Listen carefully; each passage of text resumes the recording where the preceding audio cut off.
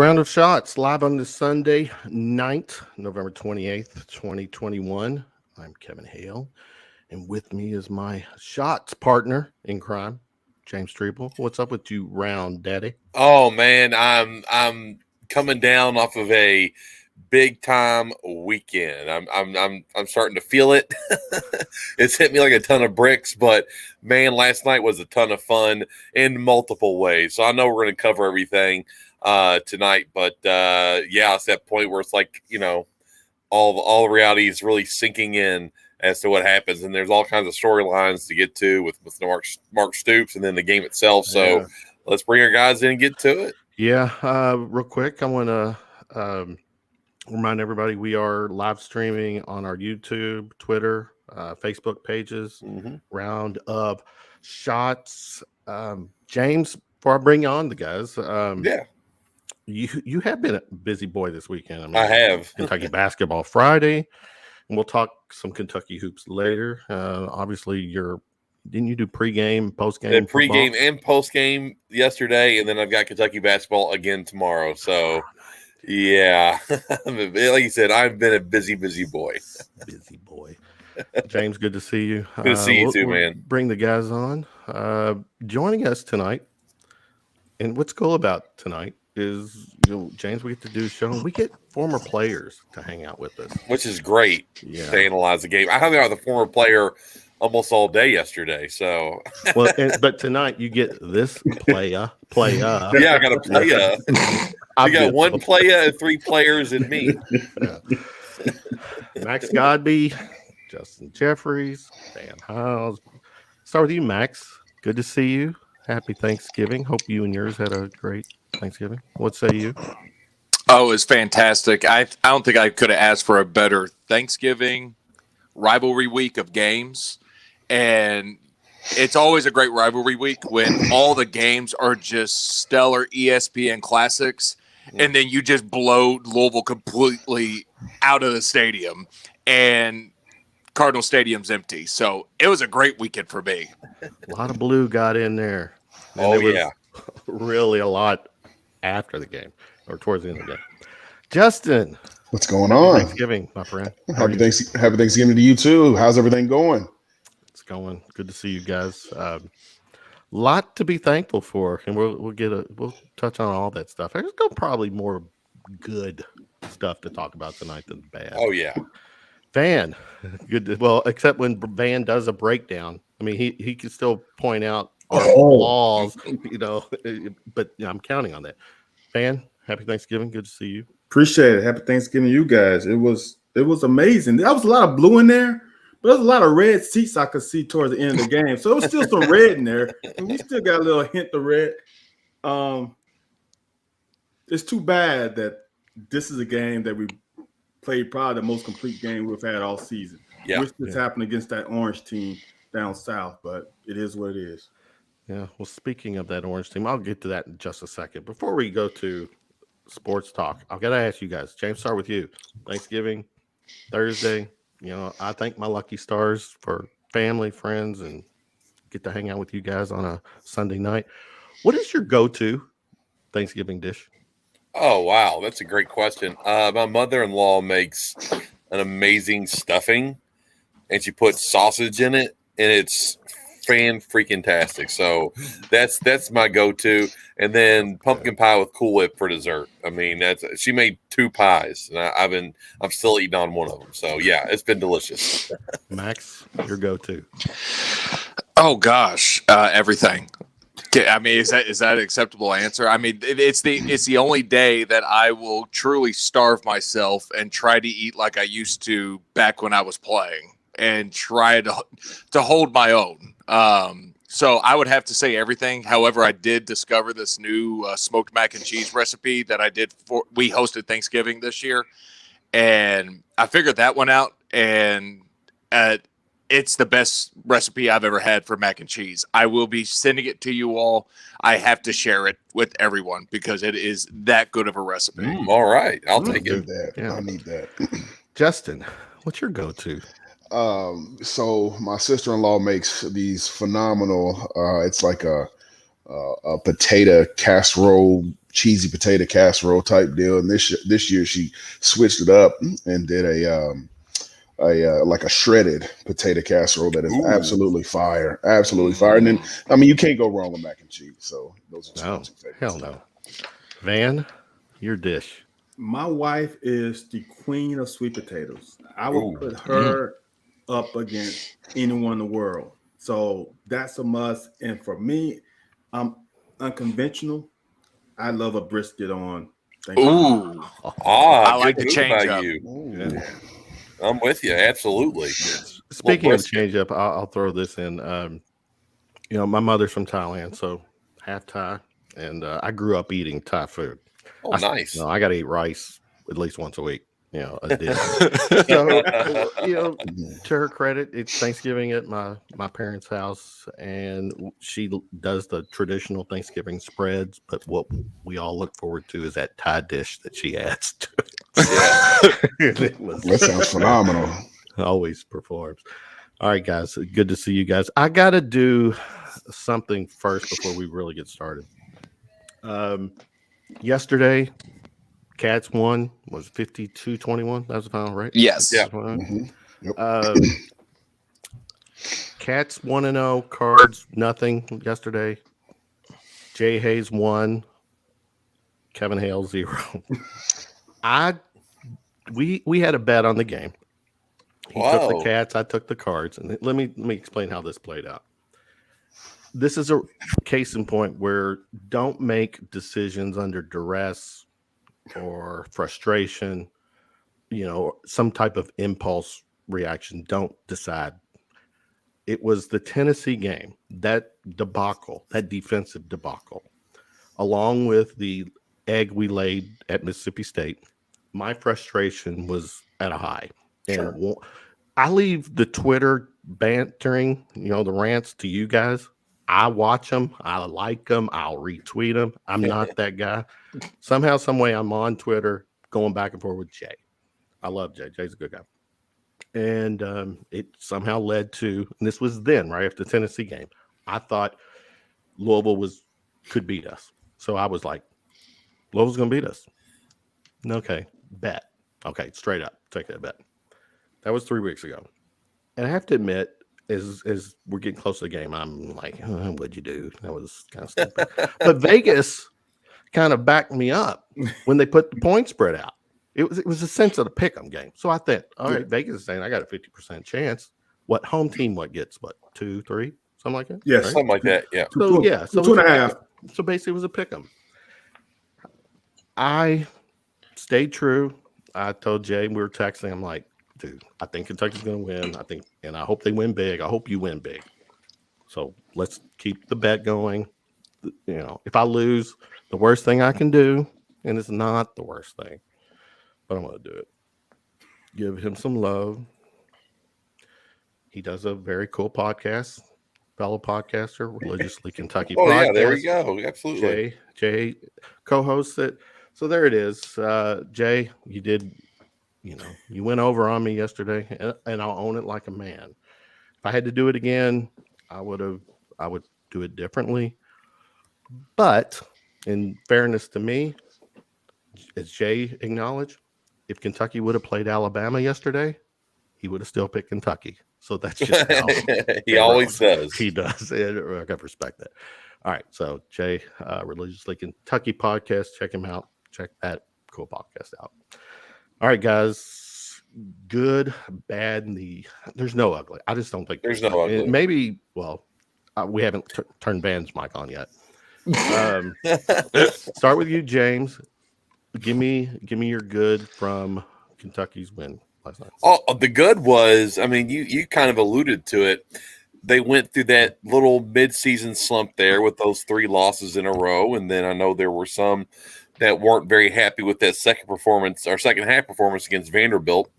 And Kentucky went out there and left no doubt whatsoever. It was apparent from the second drive where they scored that we were going to win. I watched the entire game with Justin, and we were not nervous for 1 second in the game. Even when Louisville responded with that score, their first drive was also a score. I had no doubts. Like you just saw it at the start, that they could not match the physicality, and they had no answer for Will Levis. They had no answer for him. He did whatever he wanted. Credit to Liam Cohen and Mark Stoops for being able to target that aspect of the offense with Will Levis running the football and exploiting that. They saw something. I think it was against probably Clemson. I know DJ had a lot of success running the ball against them, and so Liam Cohen and Mark Stoops did the damn thing, analyzed the film, and said, you know what, we're going to run this dude up the middle all night because they cannot stop it. And that's why it was apparent to me. They couldn't stop anything Kentucky was doing. The line of scrimmage was just owned by the Cats on both sides of the ball. So that was good for me. There was never a doubt in my mind that Kentucky's going to win that game from the start. And give me something good. Oh, I'm next. Okay. The good is we have some crazy depth on this team. I don't think you guys realize the amount of young guys that play in that game and flashed. Derek Jackson almost seemed like he started. I'm not sure officially if he was a starter. Trevin Wallace, Vito.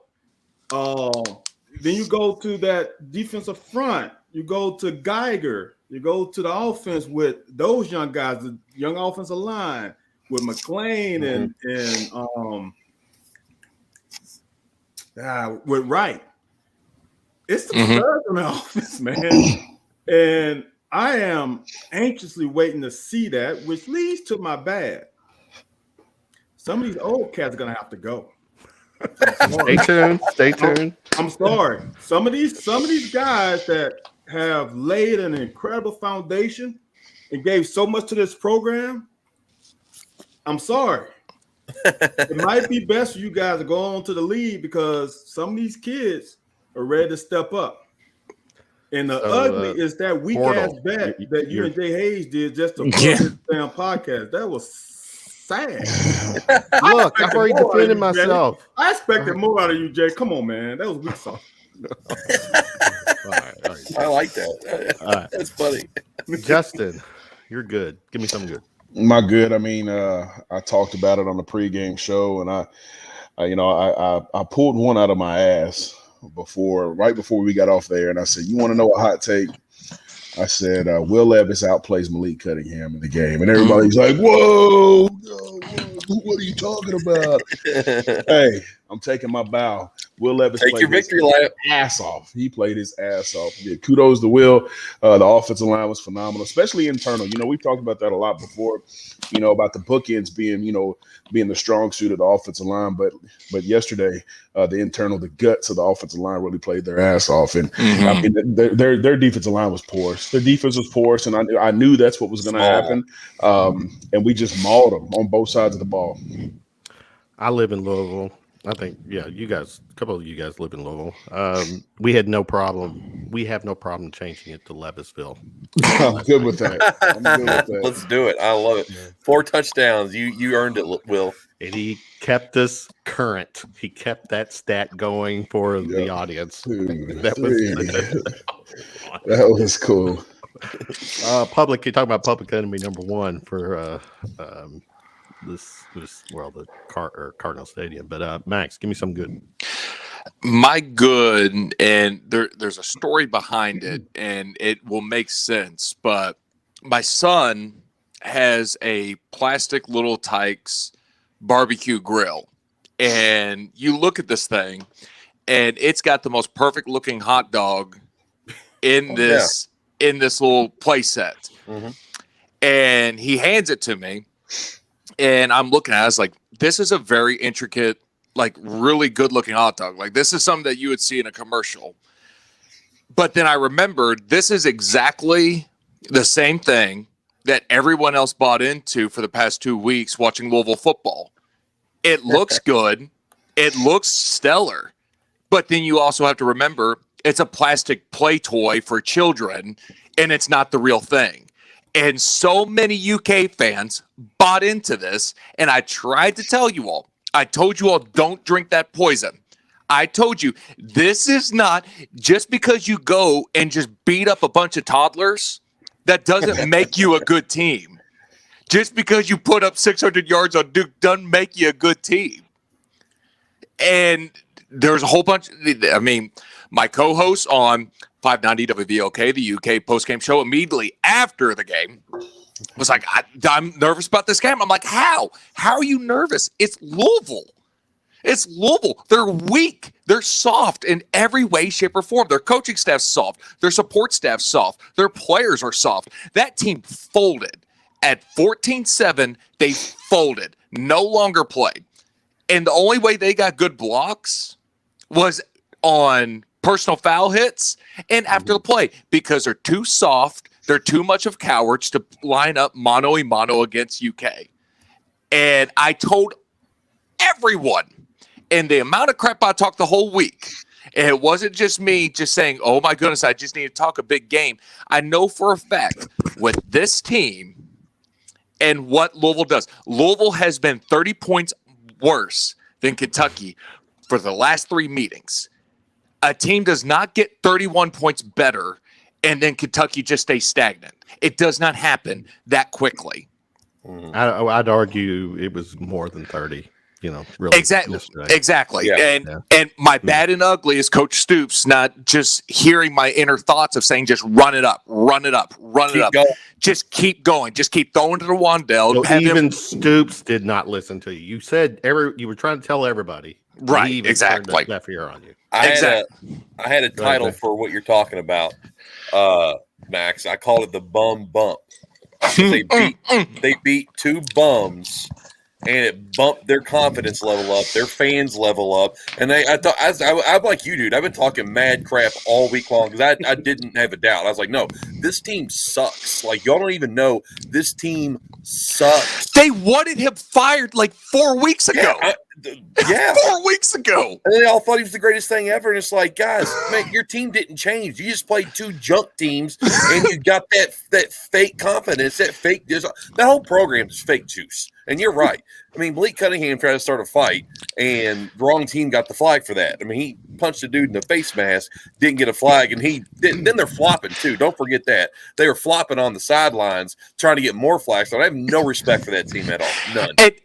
But guess what? Guess what the good thing about all of it is? Because Kentucky's ranked 25th, they can add this to that signature loss column that they're so proud of. That's right. Touche. I mean, honestly, Louisville came out pretty good. Yeah, just exactly. Yeah. Strength of schedule, guys. Good job, Louisville. You had a good strength of schedule. Every ranked team you played, you lost to. Congrats. In fairness, this is. I'm going to ban here because, Kentucky or Louisville. To your point, James, they played a couple of bums. They put some crazy stats up, but we always struggle with running quarterbacks. It's just. I thought Malik Cunningham in the last few weeks, granted, you played bums, but he was putting up some crazy numbers. I just thought some of that might have carried over to the game last night, which I'm glad it didn't. Glad everything worked out the way it did. I'm glad I lost the bet, Jay. So there you go. But were you at all concerned about Cunningham? I was heading concerned. Okay. I was concerned. But when you put out Vito, when you put out Derek Jackson, who came back at team, he made the perfect appearance back to this team. And Trevin Wallace, remember the play that the whole scrum happened was Vito. Mm-hmm. Vito rushed him, and I think Malik thought, "Oh, I'm about to break this." And guess what Vito was? Right alongside him, like, no, you're not going anywhere. I think those 3 guys was the difference in Malik going off and not. If we start square, because I don't know if you got to remember the first drive, Coach White called the perfect twist with Square coming around the other end, and they handed the ball off to, I can't remember the running back, and Square had him dead on, and he missed the tackle. And they got a big play on the first drive. That didn't happen anymore. Once, I'm telling you, Derek Jackson, Trevin Wallace, and I can't even wait to see Thrower. Those guys are, as I say, Square and Jones are solid. Corker and Asian are solid. Sometimes you need a playmaker. You need someone with some extra juice. And we have some linebackers with some extra juice right now. And Vito, man, if someone, I wish I was on a team right now as a player to harness that, because dude, he is every bit of Honey Badger, our Honey Badger, and LSU Honey Badger. He's every bit of that. If he can hone in and get that football IQ up, man, he is the next great safety here. You know, Justin, we've alluded to the fact that, and we're going to get into Stoops and maybe his future later on in the show. But the one thing we have continuously praised him about is his recruiting. The players, he's taken the program to a whole new level with the type of player, with the quantity, several players of that caliber that he's bringing, SEC caliber. As a fan watching the game last night, and I've seen it during the season too, but last night it was a great, it was a complete game. But the one thing I keep noticing with this team, Justin, is the speed. It just, we seem to, every season we've gotten faster, better, but yet faster. We close in, we can, there's a lot of playmakers capable on the defense. You know, we got to learn to tackle better, but I mean, what's that dynamic? What's that different dynamic you're seeing? Well, I mean, I think you're exactly right, because, you know, if you look at when Stoops first came in, and going back to watching us again in the SEC, at that time you could tell that the drop off was significant. You know, we lacked a lot in the athletic side, but as he's built it up, you know, just like Van said, we're deep, we're bigger, we're faster, we're stronger. I mean, that's one of the things that. And I know we're going to get to this, but if Stoops did leave, that you don't want to lose. You don't want to lose that momentum. You don't want to have that lapse like we had with Joker there for a little bit. And watching us against the Floridas and the LSUs and even the Georgias at certain times in certain spots, you know, we can keep up with them in certain avenues. Now, you know, where it really matters, they're a little bit far superior, but they're far superior than everybody. I mean, let's be honest. So I think that's kudos to him and Big Dog being able to go to a spot where, you know, getting some of those recruits from up north, in the Midwest, you know, tapping into that talent pool has been really, really big for those guys. And you can see it on the field. I mean, Louisville's not even close. Not even close. UK Cats fan. We know this. Speaking of beating up, Tyler Strebel was throwing L's down to children leaving the. I was not throwing L's. I can vouch for that. Children. Thank you, Justin. I can vouch for that. I was throwing L's There's down. no Santa. None of kids. I did throw an L's down with Derek Willis. That was fun. Did you? Yeah. Is there a pic of that? Yeah, it's on Andy Sweeney's Twitter page, I believe. But I ran into him as he was going into the alley, and I was going out of the alley, which is like their little U of L party zone. Which was cool. I'm not gonna lie about it. That place was actually pretty slick. It was nice. Yeah, he's right. It was nice. Get props. You should have seen Strebel. They know how to tailgate. You should have seen Strebel. I swear, you should have seen Strebel once he figured out it was Derek Willis. Boy, he looked like a kid in a candy shop. he trottled over there like he kind of looked like a thinner, taller version of Buttermilk Stoops. Kind of Derek Willis over there. It was epic. Let me put it like that. I'm glad I got to see it. Yeah, he's a nice guy. Well, let's stay with. I'd say the good. And so I don't think there's any bad. Well, I take back. Van does have a bad, but we touched on some good. There's more good. There was a lot. I mean, we're talking. It's a successful season, but last night, James, Wandell Robinson. Yeah, didn't he season receiver break the record? Yeah. He did. Yeah, absolutely. No, he was fantastic. I guess for me, it just it wrapped the season up nicely because there was so much excitement at the beginning of the year when we're 6-0 and we're all feeling good and talking about a New Year's Six Bowl, and then that 3-game losing streak stunk. And if you lose to Louisville, this season's looked at differently. And not only did they beat Louisville, they punked Louisville. So now you're looking at a 9-3 season, only the second time since I've been alive that's ever happened, and they both happened under Mark Stoops. So you got to give that man a lot of credit. I know he takes a lot of crap from people. Some people don't like his style of football or question his play calling or clock management, whatever you want to criticize about it.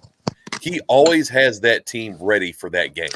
Even when they are an inferior team, they play hard and they keep it close. Scott Satterfield does not have his team prepared the way Mark Stoops' team is prepared for that game. It's no mercy. It's no mercy. It means a lot to him, and the way he was able to beat them and finish the season, we are all in a good mood right now, and we're going to get a damn good bowl game against a damn good opponent. So, for me, that's the ultimate good. The season ended on a fantastic note. Van, piggyback that. The good from the season, from this regular season for you. The good from this season is, man, I'm shocked I'm saying this, is that this offense is going to be dangerous. For me, you have to prove it to me first before I'm like, oh, Limco. I'm like, whatever, dude. Come here and prove it. He has proven it. So I'm on the Liam bandwagon. I've been on it for a while, but I mean, just to do that is impressive. And we have never, in my history with UK, ever had SEC depth. We've always had starters that can play with any starter. And we had maybe one side of the ball had a backup, but we have unbelievable cupboard feel. The pantry is full. Mm-hmm. And looking ahead to this recruiting class that he's got coming in next year. Look, remember another level. This is the great thing about this program is that we are asking guys to leave from a outsider. I'm like, guys, we got so much depth that you have been here too long. It's time for you to go.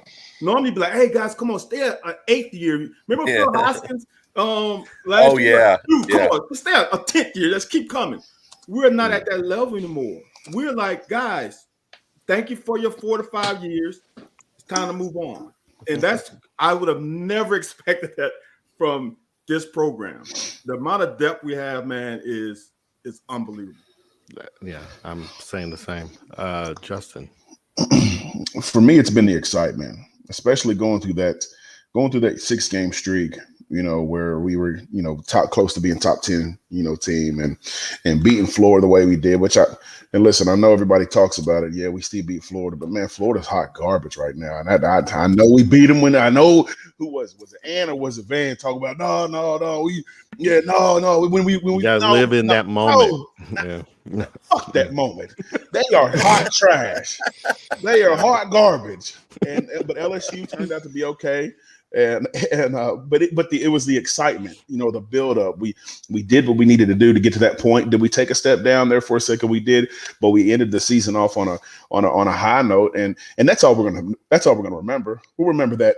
Hey, remember 6-0? Remember how rowdy Kroger was for Florida and LSU, and then we mollywops Louisville. That's what we'll think about. We won't, the UT game will stay for a while. Mississippi State, man, Georgia figured that, but yeah, the majority of the season was very exciting. Yeah, I'll still have this losing bet to remember for a while. But Max, for the season as a whole, you're good. I would say the month of November.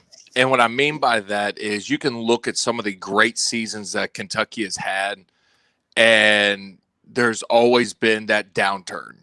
I think of the 2007 season where going into the Florida right after the LSU game, there was, I think it was like a 3 or 4 game slide. Justin, is that correct? We had LSU beat LSU. Then we had game day Florida at home, lost to them, and then we had that 3-game slide after Florida.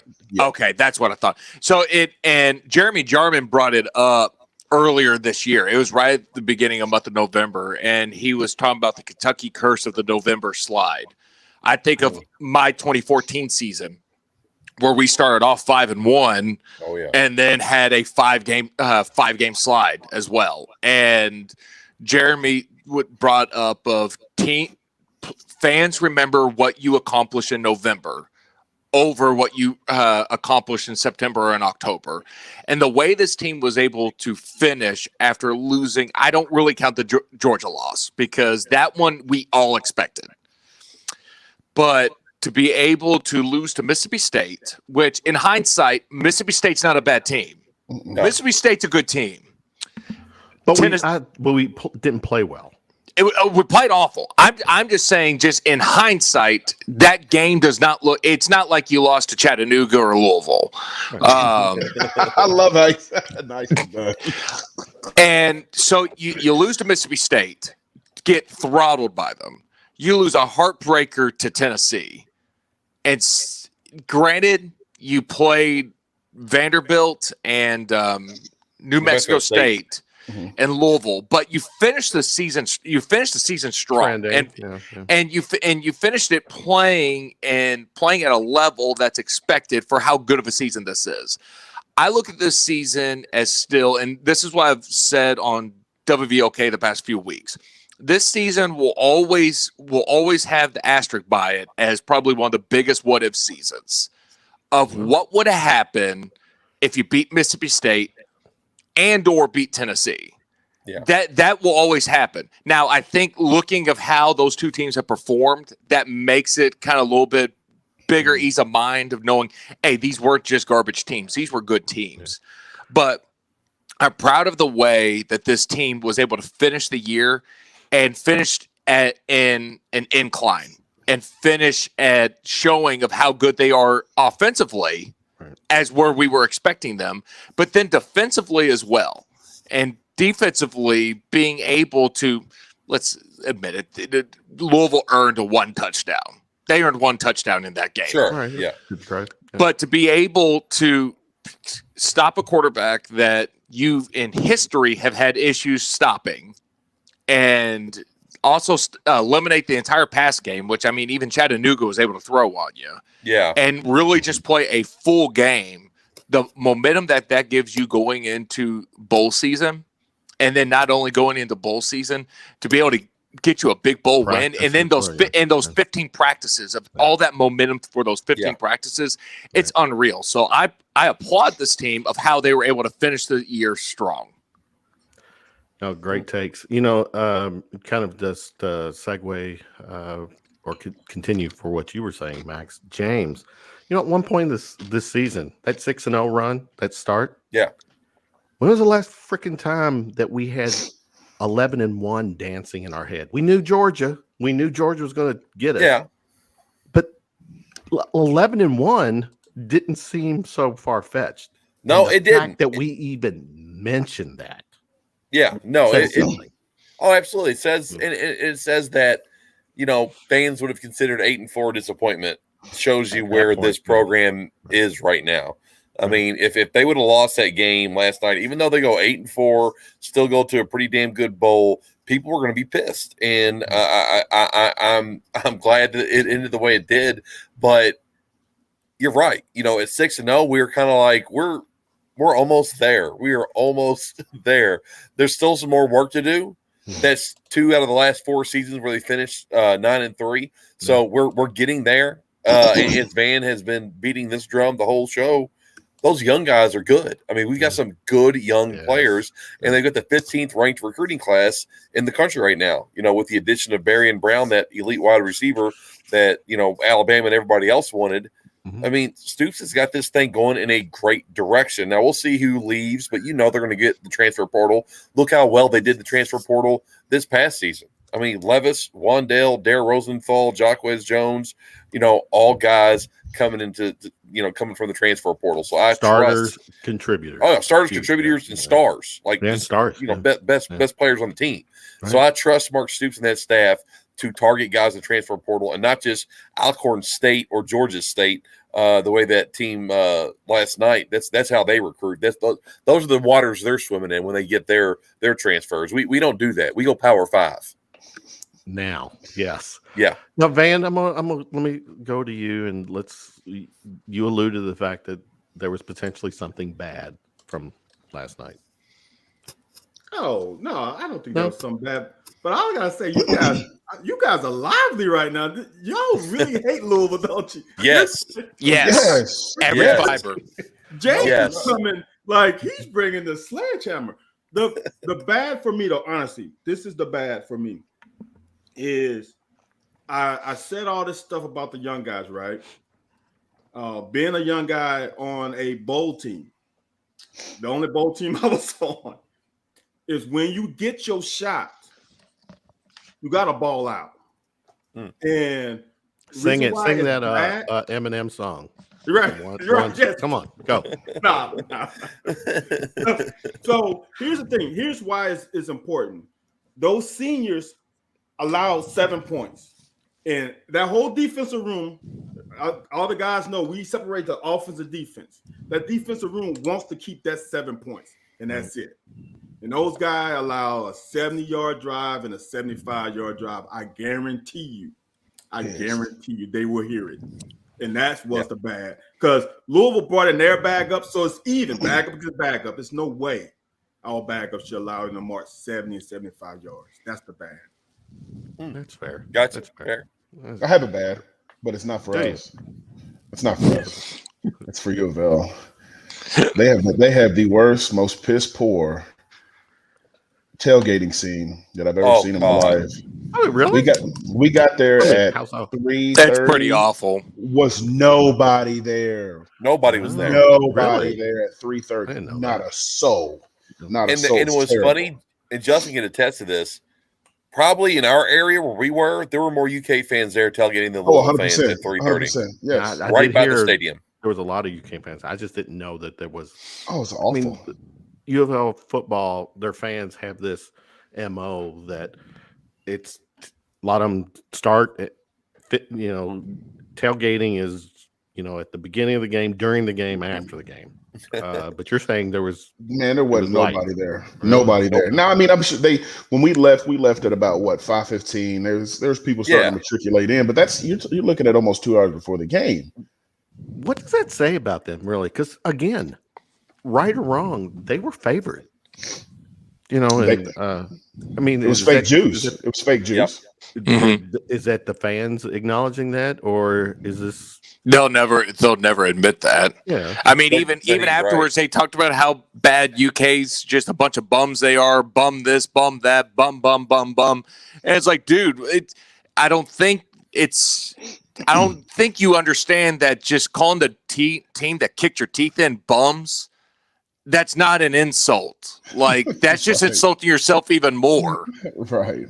I've never understood that concept. So no, I think Louisville fans have just been saying Satterfield's got to go. This is embarrassing. How can you lose to Kentucky? But I mean, Louisville's been making a tradition of this for 4 of the past 6 years. So I mean, this is basically plus on average of 30 plus for the last. Yeah.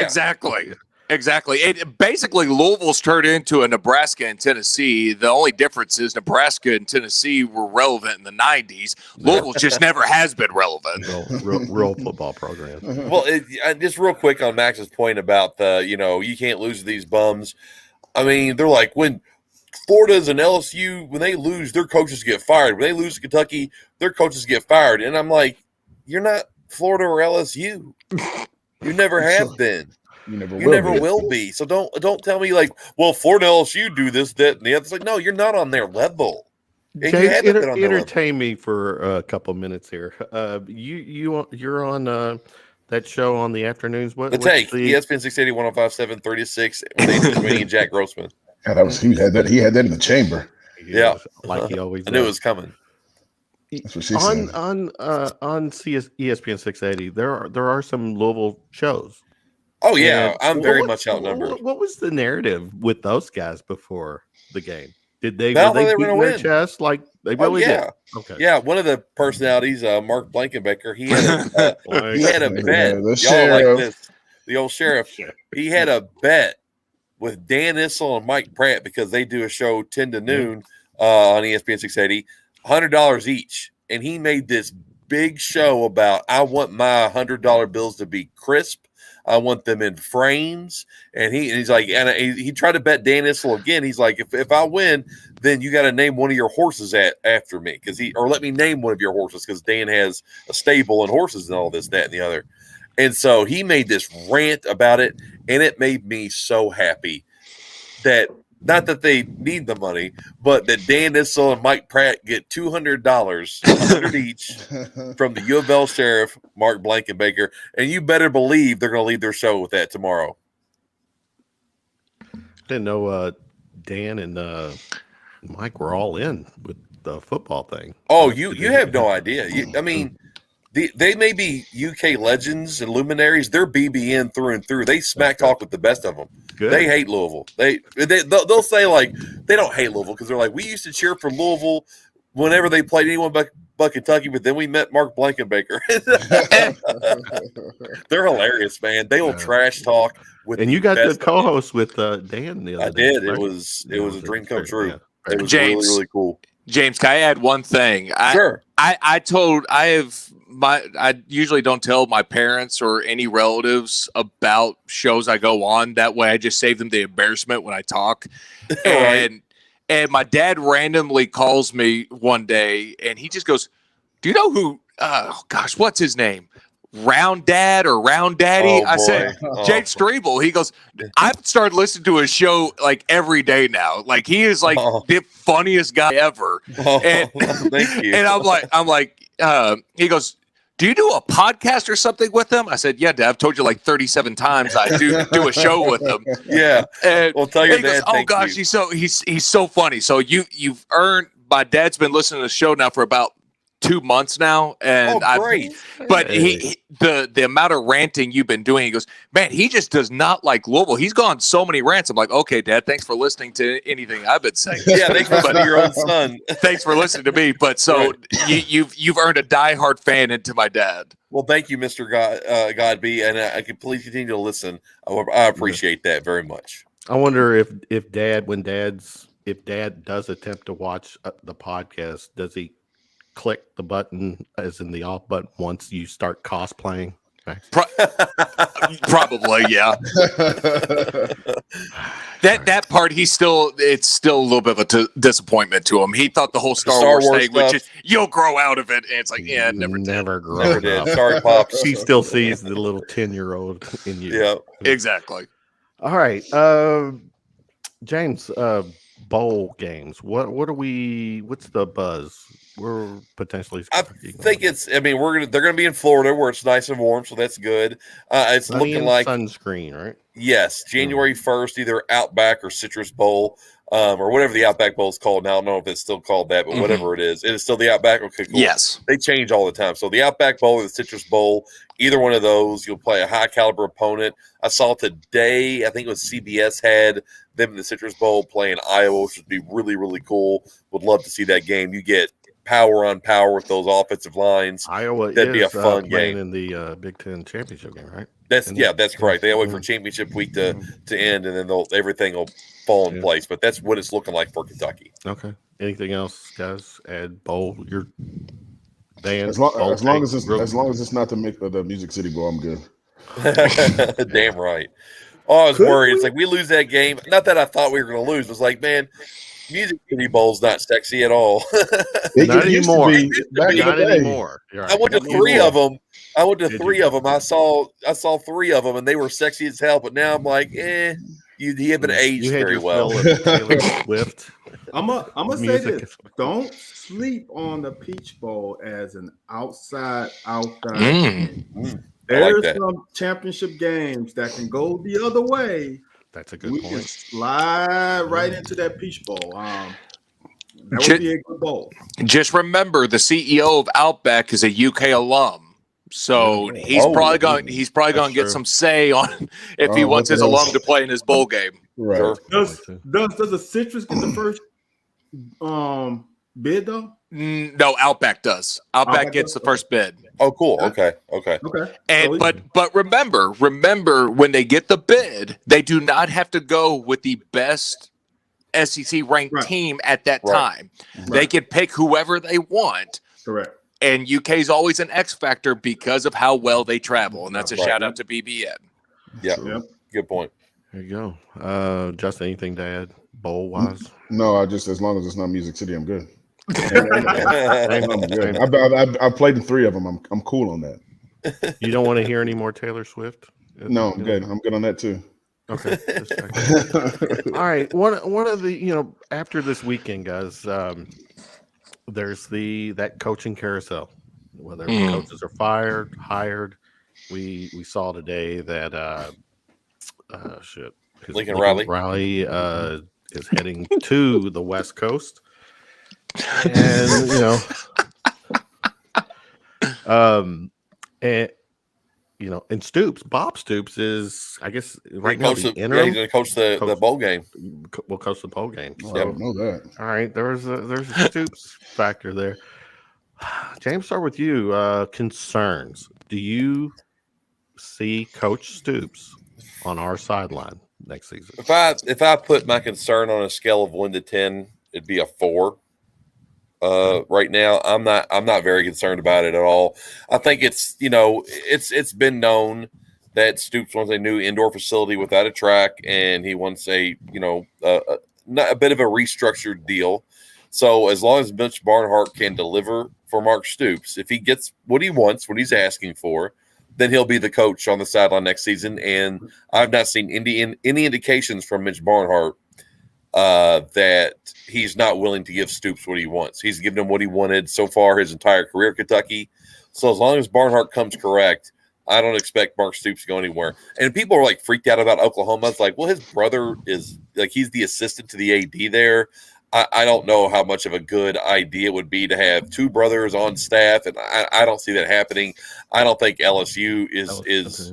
I don't know, man. I mean, they just read Ed Orgeron out of town, which he's not a good coach. I'm with that, but he Max had has only been saying that for 2 years. Actually, Right. I think he said it during the championship season. Yeah, Yep, but sure that, but that team he had was one of the best I've ever seen in college football. And he got fired a season and a half after that. So this idea that, Mark Stoops, who's really, really good, but I don't know if he's at that level for LSU, and that's a lot of pressure.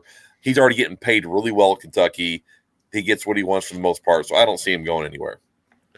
Well, speaking of paying, man, is it safe to say that crazy contract that the Michigan State coach got after 1 year? Ooh. 10 years, like 90 something. So he's right now second highest paid coach after 1 season as a coach behind Saban, which if Saban's even remotely smart, he goes and there's got to be a separation between me and him by about $5 million. Sure. But the money right now is it's crazy. And that alone, that new contract from the Michigan State guy changes the whole market value for a lot of coaches. What does Barnhart? I mean, it's safe to say Barnhart has to do something, right? Yeah. And what could he do? All Barnhart has to do is take that damn track off from around the indoor that's right next to Joe Kraft, which makes total sense. You don't build a new one. You just refurb that one. You turn the old baseball field into a new indoor field that is right next to the outdoor track. It all makes sense. That's all you have to do. Now, next level is you got to pay these assistants a little bit more. Because I'm going to tell you one thing. There's 2 things I want to say. Keep going. I'm going to lead it with this. First of all, just because you're a good coach doesn't necessarily mean you're going to be a good play caller. Okay? So Yeah. I love John Sumrall. Just because he might go to Troy and we might want to get him to be DC, he might not be able to make those calls on Saturday because that's a skill set that is underrated. But give him enough money to make him think like, do I want to go down to Alabama in that little school at Troy or stay here and have fun at my alma mater and make some money? We have to improve the assistant pool. I don't think Coach Stoops wants any more money. I think he wants more money for his assistants. Now, I'm not saying that he's going to turn it down now. I'm not saying that. Right, of course. But if the offer is you get more money, but the assistants stay where they are, I think he would rather give them some more money and have them stay with him because he's only as good as the assistants are. He has some damn good assists. He's done probably the best job of any UK coach I can think of in support staff. And that staff behind him, man, is stellar. Right. So take that damn track away, extend the turf. That's all we need. You know, Matt, Justin, there's a lot of ammo for Stoops to throw at Barnhart after this season. What was it? This is the first time we finished second alone in the East in what, forever? I don't know how, whenever. I'm sure like the 70s. Now you can argue, and I actually had this kind of chat with someone else. Finishing second in some people's mind automatically thinks that, okay, we're one of the top 4 teams. Probably not in the SEC this year. There's the West was just, they're crazy good over there. But nonetheless, second place in the East. Recruiting is still crazy good. You got to take care, to Van's point, you got to take care of your staff. And it was kind of, did you ever see Grant on the sideline? Like, oh, yeah. Yes. Was he the one was like, okay, you can call off the dogs now. We'll run my calls. Right. Yes. No, but what's Justin? What do you see needs to happen? But for Stoops staff and or whatever to keep this momentum going and keep the coaches here. I mean, I think Van hit the nail on the head. It's more about his assistants than it is him. I mean, he's getting paid. He's already got his extension. I think he wants to get his boys paid too, because like you said, it doesn't take much, especially for a staff that we've built up in the past 3 or 4 years for them to be like, oh, I'm not getting any love, coach. Okay, I'll holler at you later. And I'm sure that he's had those conversations with his guys, and I'm sure they're open about it. So as long as, like you said, if he can get those guys paid, and then throw in a little Christmas bonus for old Buttermilk Stoops himself, and then handle that damn that indoor that he needs. And I mean, listen, we've got some of the best facilities, in the country right now, and like night and day difference than when I played. I mean, my gosh, I used to think what we had at Nutter was fire. No, not even close. So if we can get some little updates, I think he'll be happy. Now, I don't see Stoops being that sexy guy to go to LSU. I mean, he's done good at Kentucky. He has, but we're not, LSU's up here as a program. We're kind of down here. But at the same time, I don't think he's so comfortable. He can be so comfortable, to be able to win 8, 9, maybe get a 10 win, maybe, do something really, really special every once in a while. And they'll have a waddling picture or a waddling statue of him sitting right outside of Kroger Field. Yep. Hey, You're going to get one. LSU, y'all, being from here, it's not a traditional power. I hate when people say that. LSU only got popular when Saban got here. You look at that's been a long time, though. That's been a long time. No, but I'm just saying. But traditions to me are like Alabama, who's won coaches in the league. LSU is not even close to that. They are a modern day powerhouse, and I've been telling people always we shouldn't have got rid of Les Miles, if you ask me. He's the winningest coach in program history. It's not even close. He ate too much grass, though. Well, there's other things, but yes. Yeah, right. Max, I guess piggyback off the guys. I would say this. Well, one of the things that I've always heard at UK, I can't confirm, I can't deny it, but I find it very interesting, and especially of how Mitch Barnhart has handled Coach Stoops since he's been here. I heard this story about the week going into, or right after Tennessee in 2009, Rich Brooks going into Barnhart's office, and basically at that point negotiating how much longer he was going to stay. And there were some criteria that needed to be met. The first was a new facility. The second was new stadium. Third, more money for recruiting. And supposedly during that conversation, Mitch Barnhart turned down all 3. And that's what told Rich Brooks to leave. Yeah. Now after hearing that story, seeing what happened with Joker, the Commonwealth Stadium at the time got a $6 million facelift, and they put into a hot tub and a cold tub into the training room at Nutter. Everything that Coach Stoops has asked for, he's gotten.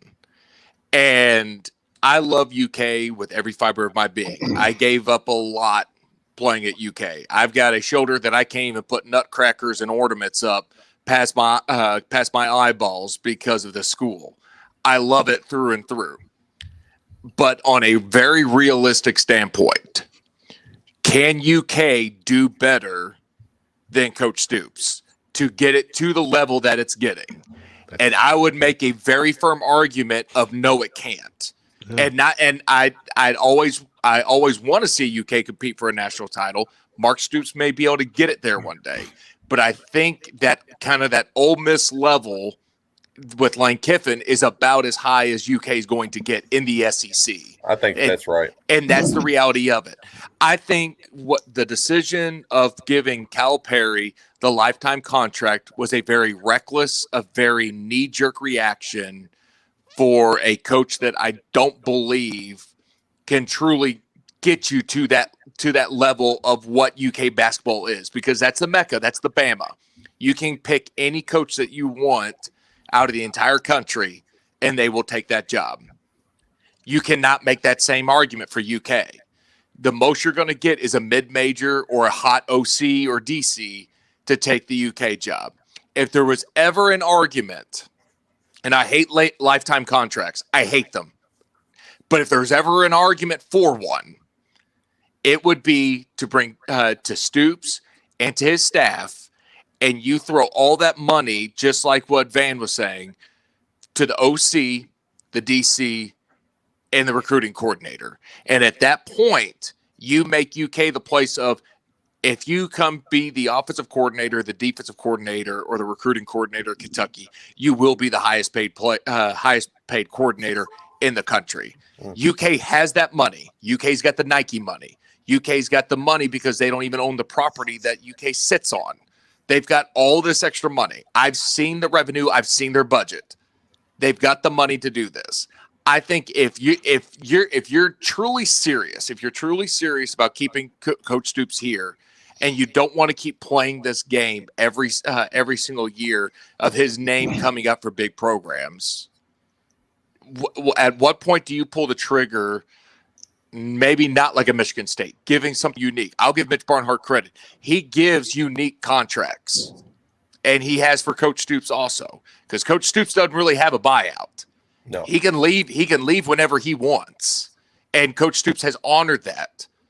So what is Barnhart going to do at that point to honor this engagement that they've had further? No, some great points, Max. And I'll tell you what, James.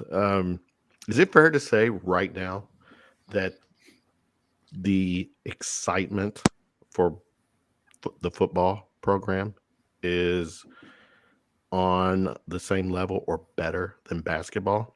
Hear me out real quick.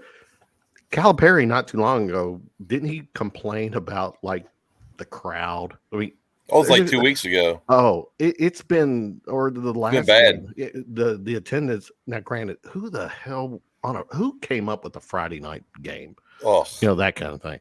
Yeah. But I think it's a serious argument right now because, first of all, Kentucky basketball is Kentucky basketball, but they have a shitty home schedule. That's part of it. Oh, yeah. It's a huge, yeah. Yeah. Who wants to go? I mean, and I think right now, man, the argument that Kentucky football is more exciting than basketball is legit. No, it is. It's a legit point. I don't know how true it is, but I will. Are you saying I'm not telling the truth? No. I'm saying like how. No, I know you believe what you're saying, but I don't know if what you're saying is true. Does that make sense? Okay, so anyway, he's either calling you a liar or stupid. He's calling you one of the two. Yeah, exactly. Lupid is what he's calling me. Right. But you made a good point with the schedule for football. You know, we'll have our built-in wins. We get Louisville every other year, but that SEC football schedule is must-see TV. You get Florida in there, you get Tennessee in there. Sometimes you'll get a Bama in there or an LSU like we did this year, and you'll get some exciting games. These early basketball games are a slog to get through. I gotta figure out ways to talk about them beating North Florida for an hour. That ain't easy. Too. That's not easy. I got to talk about Central Michigan. Night? Yeah, I got Central Michigan and Tony Barbee to talk about tomorrow. Oh, you want? I mean, on a Monday night after a holiday week. Like boo. Anyway, yeah, Kentucky football excitement is the real thing right now. I don't know if it rivals basketball, but it's basketball. Fans are not as quick to turn their attention to basketball as they have been in the past. I'll put it that way. Okay, that's fair. Van, you do the hoops thing. Am I on to something there? Is the looking at this past season? Haven't the fans responded better to the football season than definitely what they're responding to now with the basketball? I'm gonna say this. I knew nothing about Kentucky in 1992, the year prior to coming to Kentucky. Nothing. Really? Zero. Really? That. Okay. When I got there, the fan support was amazing since I've been there. And we went on a 1-10 season. Okay. That's good to know. Kentucky has always, to me, been a football state. I mean, you think about it. If you think about this for a second. I know high school basketball is amazing, right, in Kentucky. How many Kentucky basketball Prove to James that I'm not a liar. I don't think you're a liar. How many Kentucky in-state basketball players played on the basketball team since 93? I can probably count on my two hands the amount of in-state guys that played for Kentucky. If you're not a 5-star Kentucky State player, he's not recruiting. Exactly. You. So I think the fans has supported the football team. We got 60,000 stadium. Only I think it's 20-something at that time. 20,000, yeah. Right. So we got crazy support. I still think it's a football state, and I always would think that. And it's proven it when you start winning. So I'm not shocked by any of this. The excitement, football is just a different level, man. And when you put a good product on, you're going to get the support. So I'm not shocked by it. And I'm not sure if it's any different than it was in 93. It's just a fact that we're freaking winning now. And that's the difference to me. So I'm not shocked by it. All right. It sounds like James Pan does agree with me. He does. He does agree with you. Justin, I mean, you've been living it. You from the day you put your foot on the field up until now. You've been, loyal and former player and all that. I mean, do you see it? Feel it? I guess I can understand the argument some. When I was at UK, we had a lot of support. We had some good teams. They were coming off a really bad stretch of football. So once we, like in that 06 year, once we went to the Music City Bowl and we beat Georgia at home in 06, that's when everything really ramped up. And from then till the end of my career, we were always in the mix for things. We always had a solid team and the support was always there. Now the year before I came there, when they went 2-8 or 2-9, and I went to damn near every home game, and I bet you there wasn't 15,000, 20,000 people in that stadium. Mm-hmm. So that's even for the big games, even for the named SEC opponents. That was back when quote unquote Commonwealth would put 72. You probably get like 57, 60 in there, but it was when I was being recruited, there was no sellouts, and you go into the game, you stay till about halftime, and then you slide your ass up out of there because we were getting our new ass stomped in us. So that's not fun as a fan. And then going through some of the Joker years, that's not fun. And I think you saw some of the support dip a little bit then. Now I agree with you all to the point where you have a lot more, especially in the stadiums. So it feels bigger, feels louder, this, that, and the other. But there's also, I've talked to a lot of UK basketball fans that are also Alabama football fans. So tell me how the bleep that works. So tell me how that works. So it's kind of like a catch-22. I think there's a possibility, but I'm not fully I'm not fully invested in that take. Let's put it that way. That's a really long way for me to say I don't know. Sounded good though.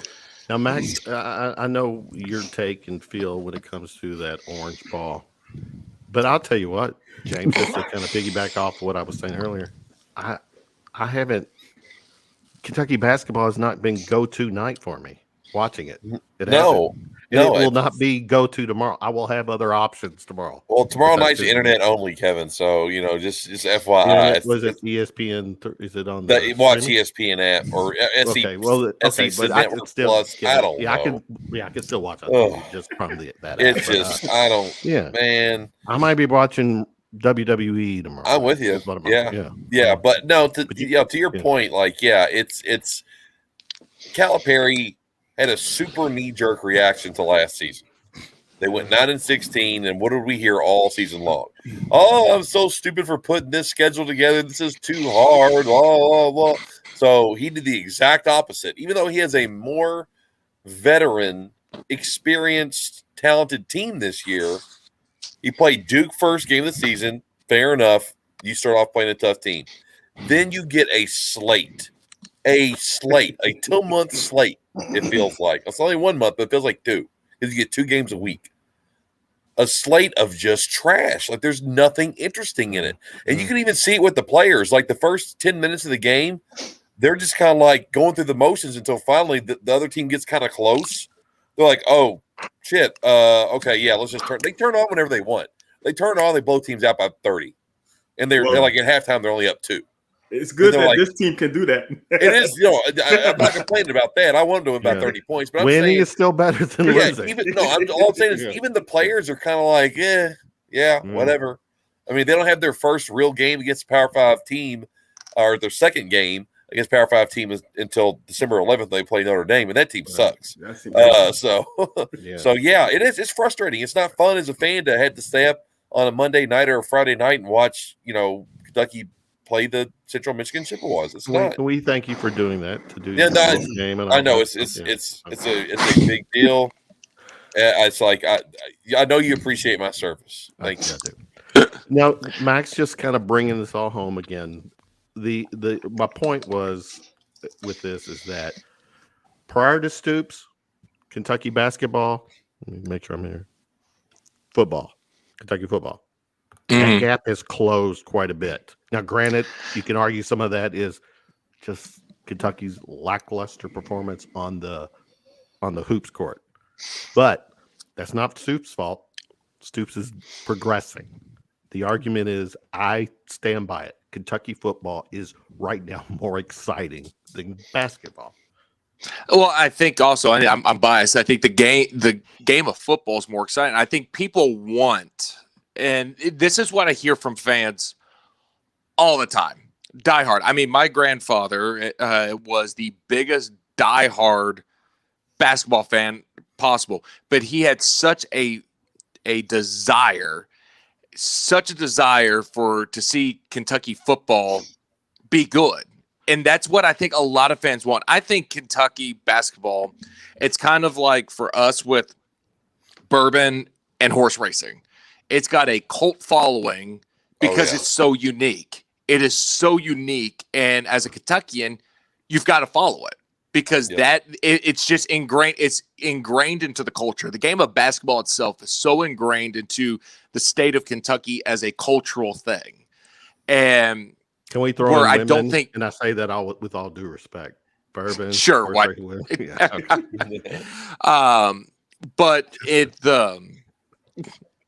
But the rest of, but I think there's just this desire to see great football because we've all seen the environments that football is able to produce. And you were talking about the tailgating. Louisville doesn't know how to tailgate, but the entire, it's a whole day thing. My wife hates football with every fiber of her being, and God bless her, from August to February, she deals with it. But even she loves the pageantry and the all-day thing because it is a true cultural thing For it's like a day. It's a day going out to Keeneland, and people want that. And I feel like so many fans. It's not a competitive. I think you've seen now. It used to be a competitive, especially as a player. It was the UK basketball team versus all the other sports. That's what it felt like, especially if you've had to work security for Tent City to make sure fans didn't go into the Cat Center to use the bathroom, which was me. You get it. You understand that. But I think with the majority of fans, it's not a competition. They just want to see both. And I think that's the great thing that Stoops has said since he's gotten here. He's not trying to compete with basketball. Why can't we just have both? Why can't we just both have nice things? And I think that's what it ultimately comes down to. I think that's what fans want. I think I'm always going to be biased towards football because I think it comes to the cultural thing. But basketball itself is just so ingrained into the culture of Kentucky. Without even teaching my son anything about basketball, I don't know anything about basketball, he will probably have some sort of drive in him, some urge in his soul to pick up that orange round ball thing, and he's going to ask me how to play, and I go, just get it up there and you'll figure it out. It will probably ingrained in him to be able to do the same thing. But I think just ultimately the pageantry and the religious feel of college football, especially in the SEC, UK fans strive and have such a desire to see. Okay. Very good. I still stand by right now the vibe with. I get it. I'm not calling you a liar or stupid, just so you know. I know. I didn't. I think you're a very truthful and smart man. But I'm curious. Will Mrs. Godby? Does she watch would she choose UK U of L football or Book of Boba Fett? Honestly, I don't know. I think that's like asking me to watch a game of Louisville and Tennessee and wanting a winner. I don't think I could watch. That would just be torture. I think that would just be absolute torture for her. Okay. All right, some good stuff here. Let's see what we got. We talk hoops. Just James. Looking ahead, I mean, is basketball? What were we 6 games in? Have they? Done enough for you? Are you getting the warm fuzzies right now? No, I'm not going to get the warm and fuzzies until we start playing real teams. Yeah, I mean, it is what it is. I think we're really good. I think Oscar Sheboy's a beast, and he walks down the street and gets a double just hanging out. Good too. Yeah, Xavier Wheeler's been he's much better than I thought he was going to be. Yeah. I never watched him at Georgia because who watches Georgia basketball? But I was like, all right, he's a starting point guard. Was defensive player of the year the assist leader of the year in the SEC and a really good defensive player. He's much better than I thought he was going to be. And then Ty Washington is going to be a freshman star. I mean, he is. He can score at every level. But I just got to see I know those 3 guys are going to bring it every single night. I've got to see Keon Brooks continue to do it against better competition. I've got to see who can back up Oscar Sheboy when he's in foul trouble. I've got to see, can Kellen Grady, be more confident in his 3-point shooting because that's what he was brought here to do. There still are questions, and you can't answer those questions with the schedule that they're playing right now. You've got to get them against some teams that are going to push them and pressure them and make them play at their best. So until then, I'm not getting the warm and fuzzies. Now, if you get through December and you still only have 1 loss, all right, then we can talk. But in fairness to those guys, that Duke loss doesn't look so bad. No, they played. That's why I want to see them play more teams like that because that we can get a real picture of what they are. You're right. I mean, Duke just beat Gonzaga, quite handily at times, and Paolo Banchero was the best player on the floor, bar none. Right. And with that, you're like, man, we played really well with that team and had our chances to take a lead in that game. So, but again, that was 1 game. Then we got 5. So that's what that is. All right, Kentucky Hoops there. James doing the Thank you. post game show tomorrow. Tomorrow night, ESPN 680, not so 105.7, late, about 10 right? o'clock or so. Yeah. Yeah. Okay. Well, the game starts at 7, right? So 7, yeah. 9-ish. Yeah. Okay. So, yeah, it'll be All done right. about now. Oh, sorry. Yeah. The show will start around 9. Hopefully, I'm done by 10. There you go. That's You got to what go I'm on thinking site. of. You get to call in. Are you on location? I got to be on site tomorrow. Okay, gotcha. All right, cool. All right. Real quick, James, start with you. What was the big takeaway from the college football weekend? That rivalry weekend is the best. I It's the best. so. Michigan wins, Oklahoma State wins, some upsets. Michigan finally wins. Yeah. I mean, so that I'm not a Michigan fan, but that was pretty. That was a neat to surprise, see. though. Yeah, it was a surprise. So yeah, it was just awesome, fun football. Yeah, great weekend. And you know what, Max, I've kind of put pro sports, pro basketball, football in the rear view. It's college football, basketball, but this season has just assured me that I like college football a little more than basketball, and I'm a basketball fan too. So, Van, take away from this weekend. Wow, that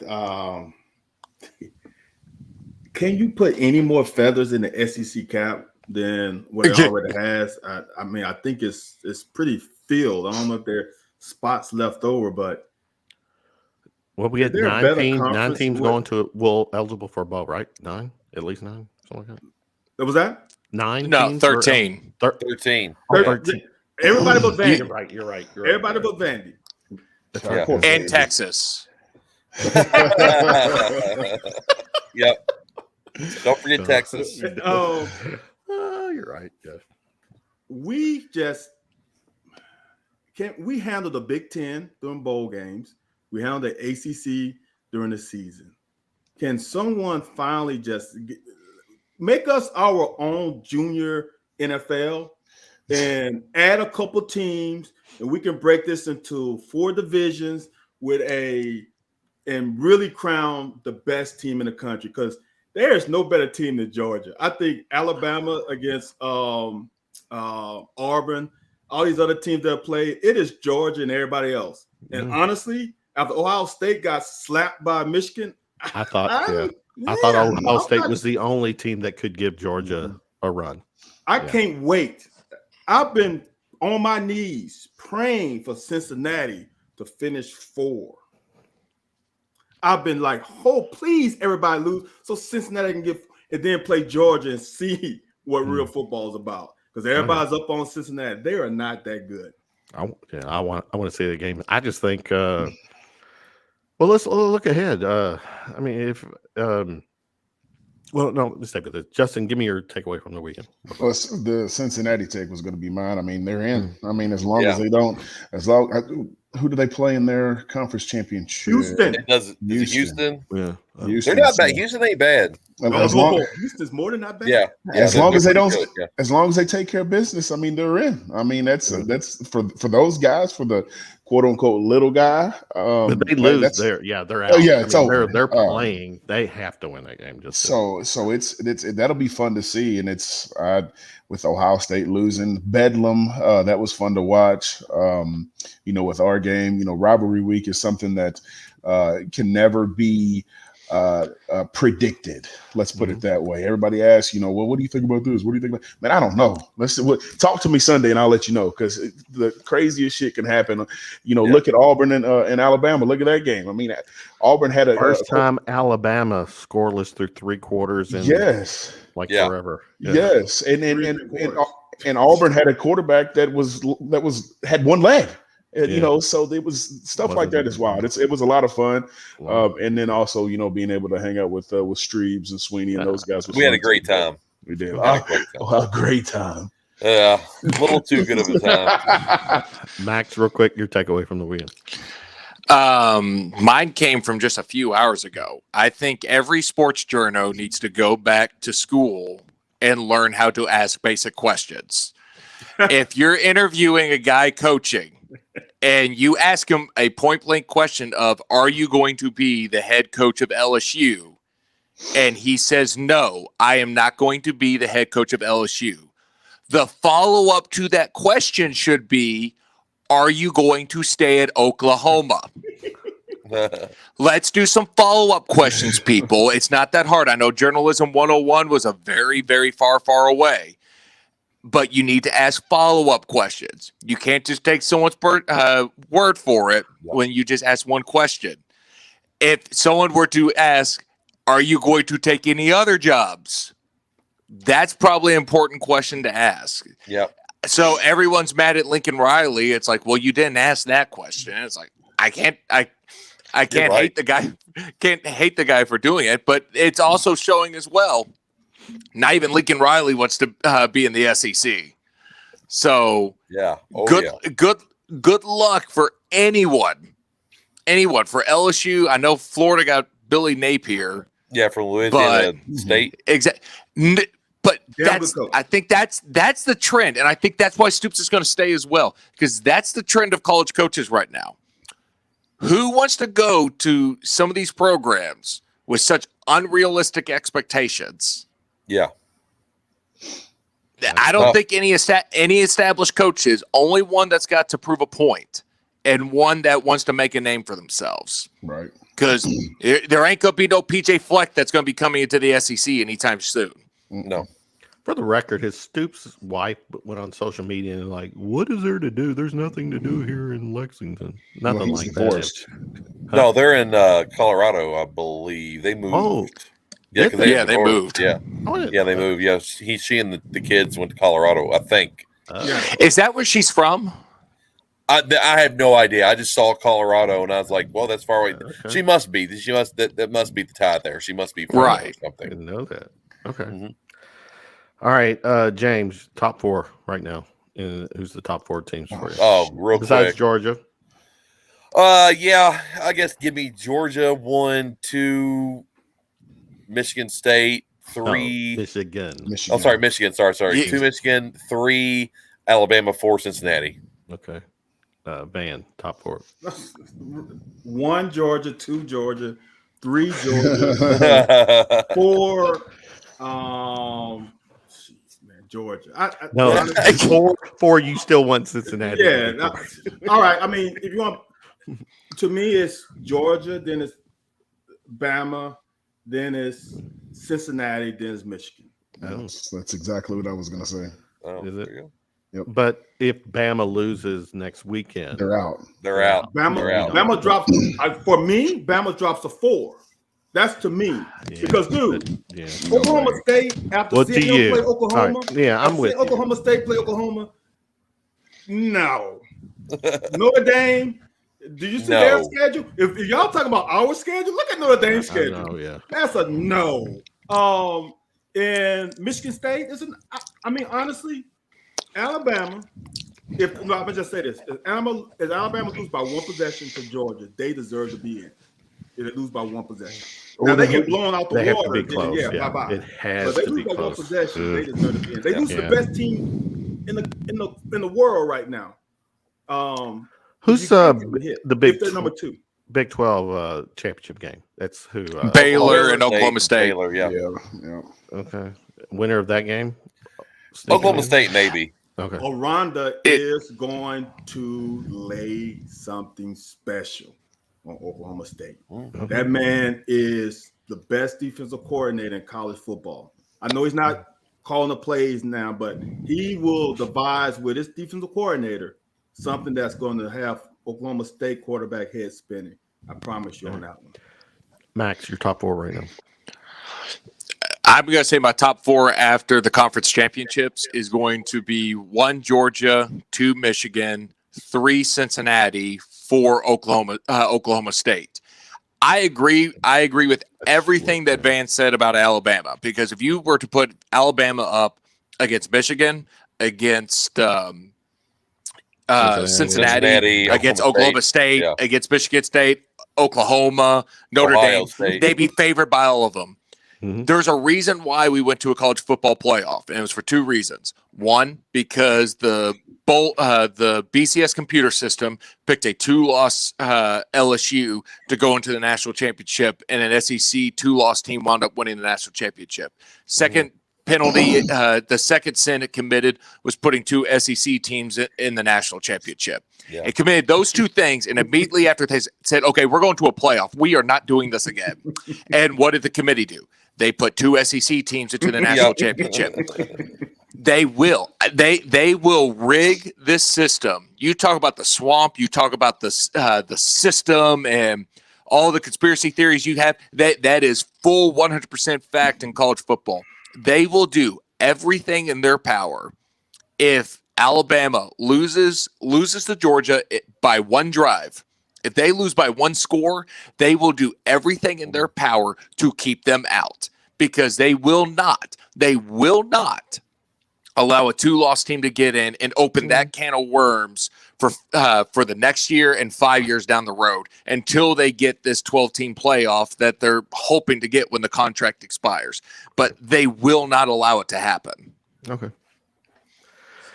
I mean, Clemson's not in it, so my thing is that or Ohio State. Yeah. Let's see. It's playing out where other teams can do it. So, all right. Final shot time. James, start with you. Final shot. Oh, final shot for me, I guess, is just, I just had a wonderful weekend. I hope that everyone on the show and out there was able to have such a blessed Thanksgiving and be around family, friends. I was around family all day Thursday, really all week, and then I was around friends all day yesterday, and I was just very thankful for everything that I have and being able to spend time with people that I care about. So that's my final shot, and now we're headlong into Christmas. My second favorite time of the year, so I'm ready to go. And you already have your tree up and everything. Oh yeah, trees right? Up. Oh yeah, we're partying. Yeah, that was after Halloween, right? The elf on the shelf has arrived too. So, Van, give me a final shot of the night. Oh wow! Look, I'm sick of people. I actually hate people. Look. Every time we become good in football, it's because all the other teams suck. When our coach is good, it's because, he just lucked up or something happened. Look, sometimes we are just this damn good. And sometimes it's not because Florida is having a down year, not because Tennessee is having a down year. Maybe Kentucky has stepped their ass up to the level of a Georgia. So for me, we got to stop this. Oh, well, it's because of this. No, it's because Coach Stoops has put in the work, has hired the right staff. Miss Bernhardt has supported him, and we have the facilities and the resources that we need to be a top program. It's simple as that. We are not falling as long as we keep this up. This is not just, this is just a magical 3 years. No, this is an evolution of the program. And I'm saying next year might be the year. Because look at Georgia team. They are losing a lot. Look at Florida. They got a new coach. At Tennessee, we are better than them. Now, is it and we get Georgia at home. Don't be shocked that we win the SEC East next year. Oh. Whoa. Counting on it. I'm off her. That's why we're here, man. Why we're here. Yeah. Justin, final shot. My final shot is it's kind of football related. It's more athletic related. Yesterday, we were trying to get back to our car, and there were some barricades, and I said, you know what? I'm an athlete. And Street was This is great. So I hopped over. Wham! Cleared. Did you try to do a Levis? Just wham! Hopped over like it wasn't nothing. Landed. Yeah. I'm like, I still got it. He's quick as a cat. I'm good. Everybody else is like, ooh. And I'm like, no, I'm over here. Well, so you hurdled it like Levis did. This morning I woke up and I was like, oh no. Oh my knee. My knee hurts so bad.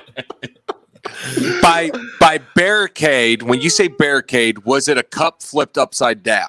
It could have been. Did you jump over a cup? Or a little one of those orange cones in the block. It was about, I don't know, it was about waist high. Yeah, it was waist high. And I was like, you know what, I'm just gonna do it. Oh gosh. And I was like, I had a couple beers. And I'm like, man, I'm feeling fluid. Loose. And man, I just hopped over like it wasn't nothing. I landed. I was like, man, that felt good. Maybe let's do it again. I didn't do it again. But then I woke up this morning and I was like, ooh, Ibuprofen time this morning. I was like, Got a little- I'm struggling down the stairs. I was like, yeah, don't do that no more. You don't mind? So that's my final hilarious. shot. It's that liquid courage, man. It was good. Yeah. I'm sure it was strong. It was flowing. It was flowing Flowing. heavily yesterday. James, Yeah. real quick, the other night you were like, no, was it last night? You said I'm drunk and I'm going to do the post game. Was it last night or Friday night? Oh, it was, maybe I don't last need to night. say that on Yeah. the Yeah. yeah, that was between us. Sorry. All right, Max, final shot. This week marks for me one of my favorite times of year. I've got some buddies that I've met over the years. We make a commitment to all meet into one spot. We've been doing this since high school, of watching my bootleg copy of the 1978 Star Wars Holiday Special. Oh, The yes. worst thing. It is truly, I think, of the now 15 years we've watched this together, we've maybe made it through maybe 4 times. It is the most cringe-worthy, awful piece of garbage of a variety program I've ever seen in my entire life. And if we found this bootleg copy. I still have it here. So FBI, what's up? And they all come in and we just watch it. We drink some bourbon and watch it through. The reason that it's going to be more exciting this year is because of course, I'm going to bring it up, the Book of Boba Fett show. Right. Boba Fett actually made his first appearance in the holiday special. And there is when he's in that little cartoon. So the little demonic little Wookiee child pulls up on the TV and watches the cartoon. Boba Fett's in it. He looks nothing like Boba Fett because the coloring's all different. But he has this distinct thing where he goes, "Hello, friend. I am Boba Fett." And of course, this Saturday they dropped a little second trailer for the Book of Boba Fett, and there was a specific. I'm gonna get Van's face highlighted the rest of the conversation. I've been a Star Wars fan long enough to see Judgment, and it doesn't faze me anymore. It doesn't faze me anymore. It has no power over me. I am free to express who I am inside.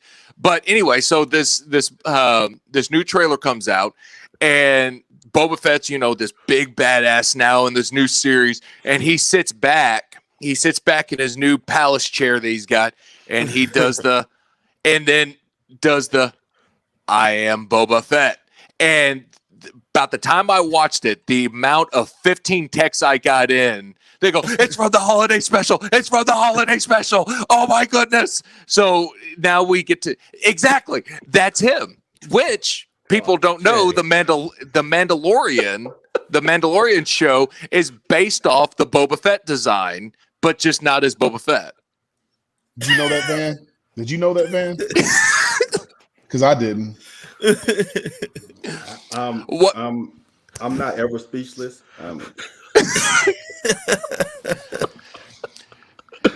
See, in high school, I was the king of the nerds because I was basically the guardian. So basically, all the nerds could not get beat up because of me. Yeah. And so you didn't have to lead with that part. You've never relinquished that was crown, understood. Max. You're still the king. I never have. I wear it proudly, and I wear it as a badge of honor because I'm probably the most well-adjusted Star Wars freak probably on the planet. Yeah, I think that's fair. I'm the most well-adjusted one. That's not saying much though. I mean, Final 4 minutes of the show dedicated to Max's final shot. James, shout out! Give a shout out to your call letters. Oh yeah. Appreciate that, Kevin. ESPN 680 1057. I do the UK postgame show, Kentucky Fish and Wildlife UK postgame shows. And then I also am on the take with Andy Sweeney 3 to 6 on ESPN 680 1057 Monday through Friday. And it's going to be a fun week. So tune in if you're a Kentucky fan and just enjoy because you're going to love it. Man, your call letters and all that good stuff. Call letters. The Locker is on Wednesdays, 9 p.m. Eastern Standard Time. Facebook, YouTube, and Instagram. Check myself and Anthony White, probably one of the best all-around running backs in UK history. And we chop it up in the locker room like we talk in the locker room like me, Justin, and Max always did when we were playing. It's some real lively banter. I promise you. Good stuff. You won't be disappointed. Justin, you still doing the contributor thing, correct? Yeah, I just contribute to ESPN 680 1057. I listen to the blowhards in the afternoon, and I've done some stuff with Issel and Pratt a couple times. I've called in a couple times, so I just kind of float around. I travel a lot, so I'm not able to do a lot of hardcore stuff, but I slide in there every once in a while. Yeah. He was on both the pregame and postgame show last night. We appreciated it. It was fun. Like I appreciate y'all. I appreciate the guys let me join. And Max, according to James, you're part of the second best calling show. I didn't say that. What would that be? Well, 590 WVOK, the UK postgame show with Larry Glover and Max Godby. I will have one more show with WVOK, and I'll probably be on WVOK for 4 more weeks until they say go away, and I go in hibernation until football comes back. So there you go. I'm looking forward to my hibernation time. This was a 90-minute show tonight, and there was a lot to talk about. We'll plan on doing it again next week. Not as much probably to talk about, but still some exciting college football and some basketball stuff to chat over. My final shot, I got to say this, give a shout out again. Happy Thanksgiving. I hope everyone had a great Thanksgiving company here. Shout out to my father, celebrated an 80th birthday yesterday. Happy birthday. Daughter Claire. Happy birthday. 27th today. Happy birthday. Just piggybacking on everybody. A lot to be thankful for. I thank my lucky stars every night for family, friends, and the cats. All right, guys. Good stuff. We'll do it again. All right. Have a good night, fellas. Appreciate you guys. Okay. Later, guys.